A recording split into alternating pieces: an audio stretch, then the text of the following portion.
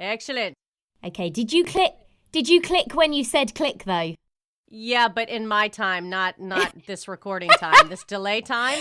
So Okay. Yeah.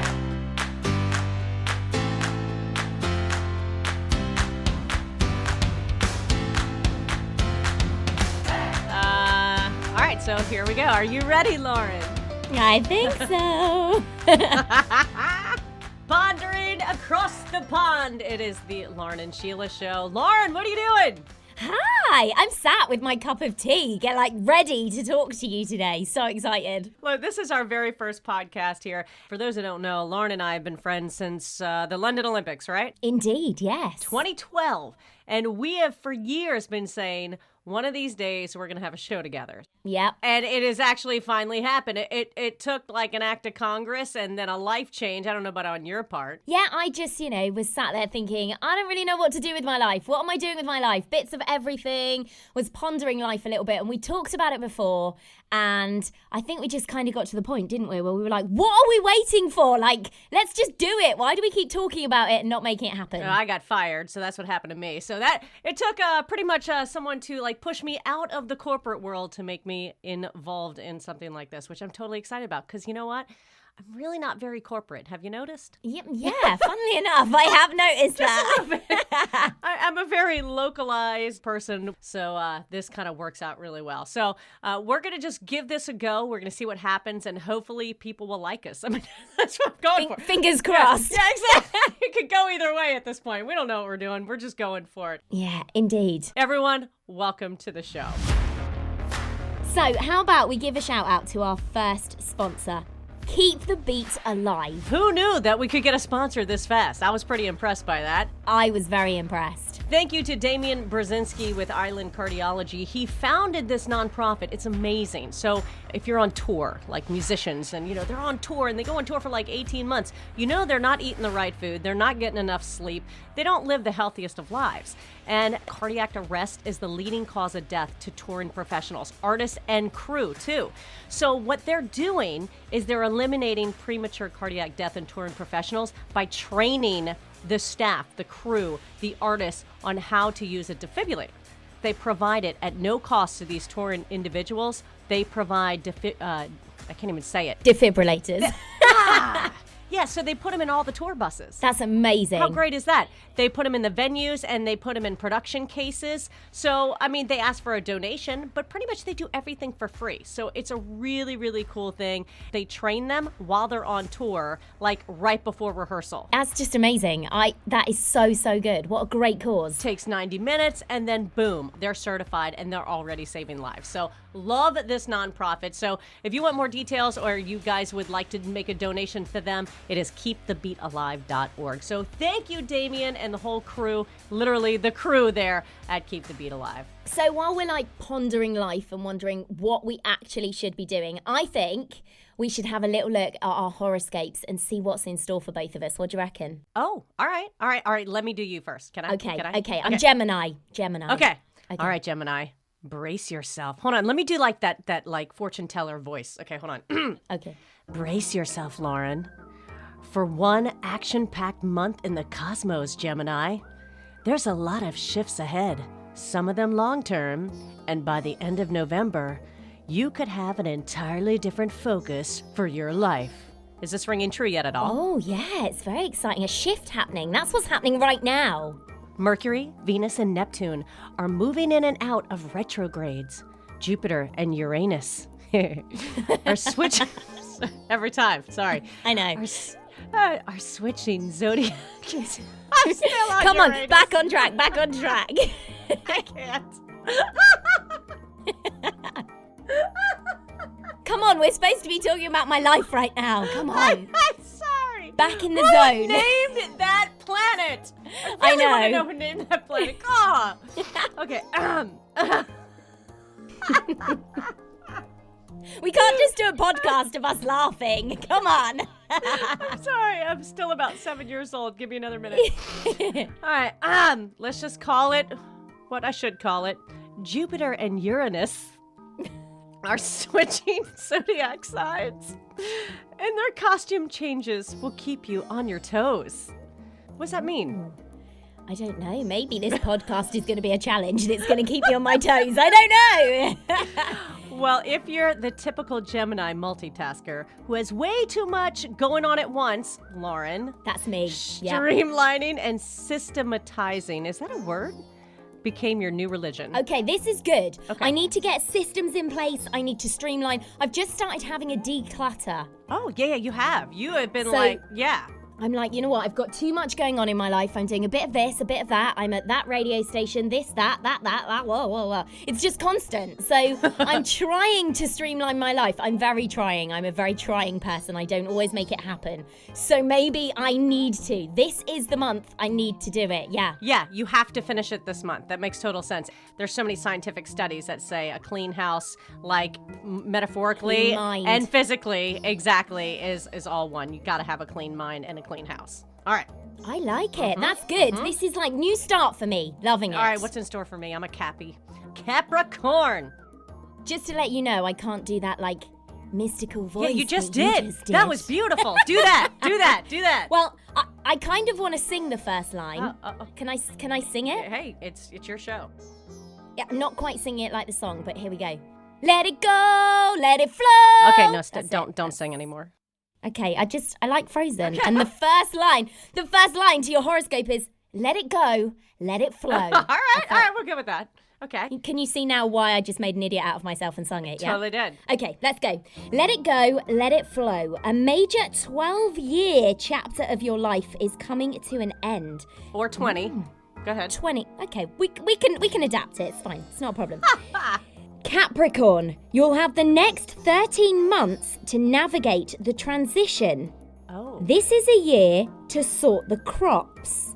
Oh, you like plant sales, maybe? I do. I'm all about sorting some plants. All right, go ahead. Love that. Evaluating everything you've created since 2007 and looking at where you want or need to correct course. You know, that's kind of like when I started doing like the entire film industry meshing into the radio industry. When we did our first video podcast was like at 2007. Nice. Oh my God, they know my life. Is there more? Love it. There's more. Coming soon, there's a changing of the guard as love planet Venus ends a 6-week backspin and communicator Mercury starts a 3-week reversal. What does that mean? That means keep going, because let's just pretend that never I don't know. There's something going on with the planets, okay? That's all we need to know. All right. Venus has been retrograde since October the 5th, backing through Libra and your career zone for the past 2 weeks. Oh my God, nailed it. Spooky. All right, Here we going. go, last bit. If you've been at odds with colleagues or feeling out of sorts about work, then that is why. Well, dang you, Libras and Venuses. That all makes sense. Love it. How did they know? It's so spooky, but I absolutely love horoscopes. Oh my God, that's so weird. And both so true for both of us as well. I know. So in conclusion, what do we know about our lives that we didn't know 10 minutes ago? Well, I think you now know why everything over the last few weeks has happened. Yeah. Okay, so there's no future forecast. It's just, hey, here's what happened and here's why. All right. Yeah. I mean, there is going to be a changing of the guards, whatever that means. So maybe that's a positive coming up in the future for you. Hey, maybe that means I'm coming to see you. Maybe we can actually go and watch the changing of the guards. Like literally changing of the guard. Exactly. Okay. I like it. I like it. All right. And for me, basically, I just need to stop doing so much, take some time out and mix my life up. And finish what you started. Clean that house, girl. Clean it. Yeah, I'm gonna keep going. This is gonna be clutter free. My husband's not gonna know what's happened. He's not gonna be able to find anything.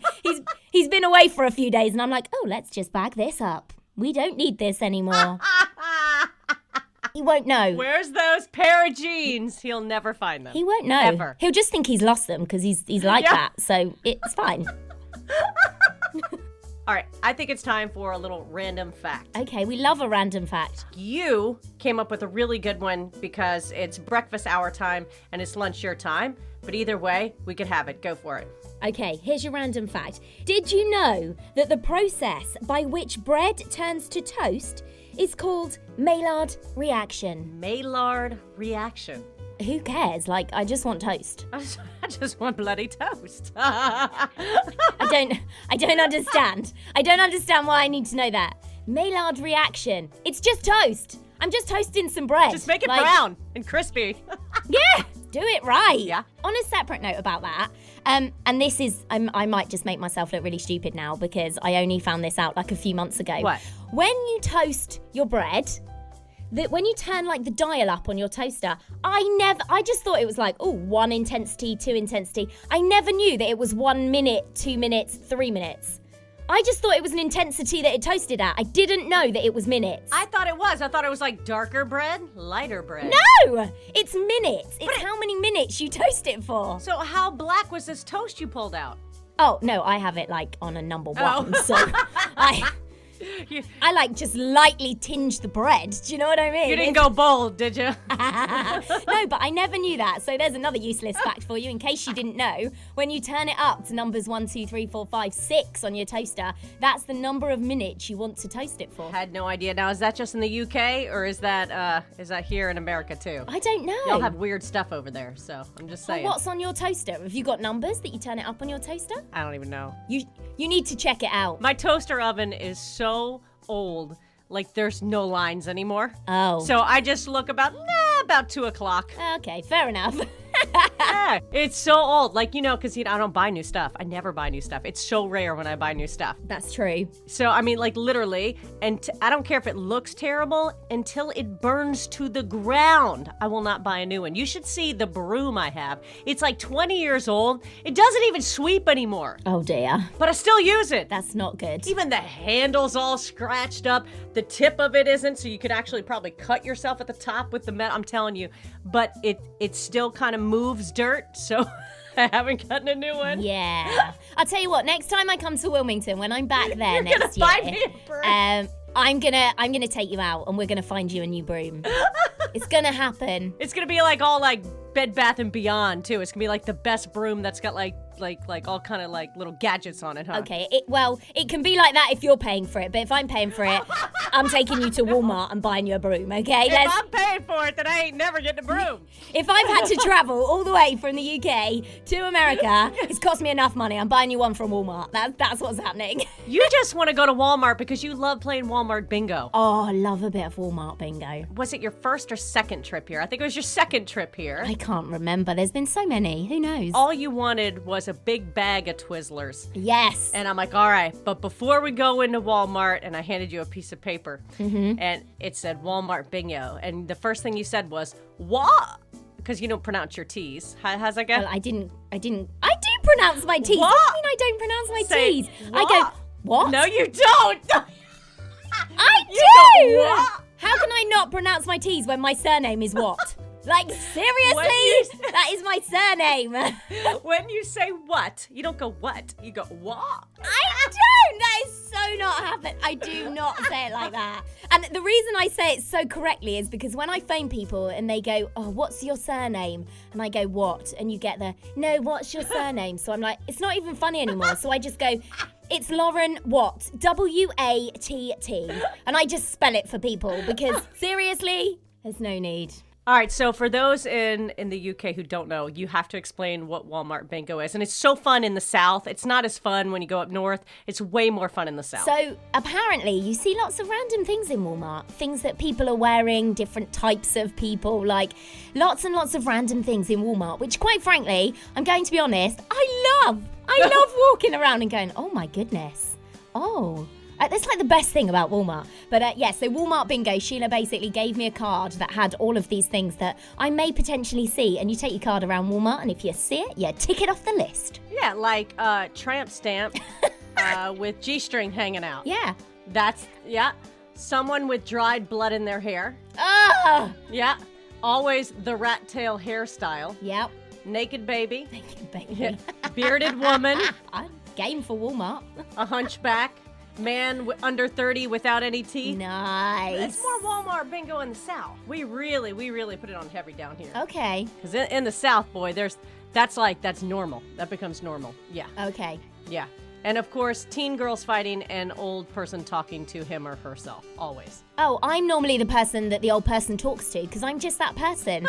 And I feel sorry for them. So I'm like, you okay? Hi. And that's it. And then I can't get rid of them. I'm that person. Yeah, I've seen that. I've witnessed that. I just need to stop being so nice, I think, because I'm well up for talking to anyone. And then finally, when you're leaving Walmart, you get an extra bonus free space if you see someone being tased by the police. So there you go. Love it. I don't think I saw a lot of that, to be honest. It depends. You didn't go to the other Walmart down the other side of town. That's why. Oh, okay. Next time. Yeah. Next time. We'll take you. Never mind. I need to be nice, and I got to be careful. I want this podcast to embrace everyone in the world. But if I say one thing, then man, we'll lose listeners, Lauren, and I can't do that in the first podcast. Yeah. Maybe down the road. Let's not do that. Let's not do that. Let's not let me be trying to bring listeners in and you be losing them. This is not going to work for me. It's like, well, I really like that British girl, but that American sucks. Who is she? How about we get it back on track like we wanted to do in the first place and put a little positive spin, a positive light on the world, because we're all about peace and love. We are indeed. And every single podcast, we're going to do this. We're going to do a Tell Me Something Good story. Just to spread a little bit of happiness. And quite frankly, just to put a smile on your face, because we want everyone smiling, right? Sorry, I was drinking a cup of coffee. Yes, I know. I could hear No. that you decided to take a little break and you didn't expect me to stop talking then, did you? Didn't see that coming. I didn't. Anyway, back to it. We just want to put a smile on everyone's face. Don't we, Sheila? Yes, we do, Lauren. Thank you very much. All right, so actually, I had to tell the story because it's coming from a friend, one of my best friends in high school. Her name is Carrie Authors, and I got to give her a big shout out to All About Events. She does any type of events, from weddings to robotics competitions to Sweet 16s. I mean, she does parties. She's an amazing. So something happened to her a couple of weeks ago, and I was like, oh. So I thought I would share. Okay, amazing. I'm ready. I'm sat with my cup of tea, ready to hear something good. Go for it. So she posted on Facebook not that long ago with All About Events. She said, with all that can go awry in a wedding, probably my biggest concern every time is, will the NOPD show up, that's the New Orleans Police Department, and the band show up for the second line? She goes, I can manage with no police, but the band, it's the thing that's going to give me event ulcers. Hold on a minute. Sorry, I need to stop you. What? I don't get you Americans sometimes. What is a second line? I don't even know what you're talking about. You don't even know what a first line is, right? No idea, All right. But you didn't discuss that, so I just thought I'd ask what a second line was. But what's the first line too? All right, so it's probably not just the British who question this, because it is a New Orleans thing. So there's probably people all over the country, in the U.S. and the world, that are going, what the heck is a second line? So at a wedding, basically it's a party where there's a band and people dancing and straight ahead for blocks at a time. But okay. At a wedding, it signifies like a new beginning of life for the bride and groom. So there's a brass band and it leads the party. And normally they kick off with the Saints Go Marching In. Okay. And the guests from the ceremony, it takes them from the ceremony to the reception or the venue, or it takes place at the reception. But the first line is the band and then like the bride. And then the second line is the guests that follow. And then, so they have parasols and umbrellas that they're going up and down. They got beads, and the people in the second line have handkerchiefs, waving it up, and they go like 6 to 8 blocks. That's the second line. Now, we need the police so they can stop traffic. It's kind of like a funeral procession, how the police stop traffic for them to go. Wow, this sounds like such a mission for a wedding. It is so much fun. Big deal in New Orleans. So, did I explain it? Yeah, I understand. Back to the story. She said, my nightmare came to life on Saturday. I had the New Orleans Police Department in place. The wedding was ending in 5 minutes. The guests were ready to hit the streets with their hankies, and I had no band. Oh, yeah. I mean, no band, no second line. The end. She said there was a flurry of fury, and my brain went into DEFCON 5 mode. She goes, I won't get into the exact words that were going through my mind, but on the outside, it was time to come together and find a fix. She said, with the help of some amazing staff at the hotel, they got the idea to ask the wedding band to actually get up and do a second line, despite the fact that they weren't scheduled to do so. They had no tuba. I mean, nothing. Amazing, though. Yeah, the Funky Monkeys band, they suited up, they got to stepping in, and just as they were about to exit the hotel without the tuba, but still in the spirit, another wedding second line just walked to the end of the parade at the exact same time, the exact same spot. And so the leader of the band, the Funky Monkeys, thought fast and invited the band from that second line to join in on their second line. Amazing. So they ended up having a huge second line with 2 wedding parties, and it just like the universe put them all together. I love that. She said, we thought we had none, and then we had one. And then we had big fun. I love that. That's so good. I love it when people just help Yeah. people out. There's too much negativity sometimes. And when people just go, do you know what? It's just all about the love today. It's all about the weddings, the love, everyone just being happy. And they just come together. I love it. Absolutely love it. The whole story in completion with video of the second line, we just posted it on our Facebook page, so no worries there. You got to see it for yourself. We thought it would be a good idea to give you a topic to rant or rave about. And there's so many topics out there. And we don't know if we rant or rave about anything. Sometimes we're like really surprised about each other. Yep. So we're going to see if we're on the same page every week. So I'm going to throw out a topic. Yep. I'm going to let you start this, okay? Okay. And I definitely want to encourage everyone on social media to post their comments. We're going to post this as well. And we want your opinion. So here we go. Daylight savings time, rant or rave? Rant. What? Like, who wants it to get dark early? There's no need for that. In the summer, right, it just gets dark later. I'm good with that because I still get to enjoy the dark night, the coziness, but with my balcony door open, enjoying a little... Well, hang on a minute. I say that. We don't very often get nice weather in the UK, so... I was going to say... I say with my door open. This summer, we had a really nice summer, so I feel like I can't complain. I can't rant about that because we did have a good summer. But they are now telling us we're going to have an awful, awful winter. But for me, I'm quite a summer girl. It puts me in a better mood, like, just makes me feel better. So for me, daylight saving, I don't know. I do like, because it's so cold over here in the UK, I like sitting and getting snug and cozy. I do love that. And watching a Christmas film, you know. I love all of that wintry stuff. But it's so dark, so early. It makes the days just feel really, really short. I don't like it. What about you? I don't like it. All right. I know, I was just feeling a bit like low about it then. That was my pause. And then I was like, no, you know what? No, I don't like it. I felt your emotions just really, you got really serious about it. I know, it's sad, isn't it? Okay, you ready for me? Yeah. All right. I'm going to rant too. Gonna rant. Okay. Because okay. you knew. Were you worried? No, I kind of thought you're a summer girl. Yeah, I thought there was going to be a rant coming from you. Exactly what I was about to say. I am definitely a daylight person. I definitely feel like there is nothing to do. Once the sun goes down, it's like, okay, bedtime. Yeah.